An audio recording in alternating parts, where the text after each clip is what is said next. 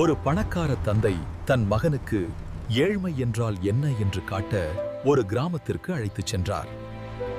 And just look at that view, it goes on forever. Whoa, look at the mountains. We're heading right for them. அவர்கள் ஒரு ஏழை விவசாயினின் வீட்டில் ஒரு நாள் முழுவதும் தங்கியிருந்து அங்கேயே உணவு உண்டனர். திரும்பி வரும்போது தந்தை கேட்டார், பார்த்தாயா மகனே, அந்த மக்கள் எவ்வளவு ஏழ்மையாக்கியிருக்கிறார்கள் என்று? ஆமாம் தந்தையே. நம்மிடம் ஒரு நாய் தான் இருக்கிறது, அவர்களிடம் 4 நாய்கள் உள்ளன. நம்மிடம் சிறிய நீச்சல் குளம் இருக்கிறது, அவர்களிடம் முடிவில்லாத பெரிய ஆறு இருக்கிறது. நம்மிடம் விளக்குகள் உள்ளன, அவர்களுக்கு வானம் நிறைய நட்சத்திரங்கள் உள்ளன. நாம் தான் எவ்வளவு ஏழைகள் என்பதை எனக்கு புரிய வைத்ததற்கு நன்றி அப்பா. நீதி. செல்வம் என்பது பணத்தில் இல்லை, நாம் வாழ்க்கையை ரசிக்கும் விதத்தில்தான் உள்ளது.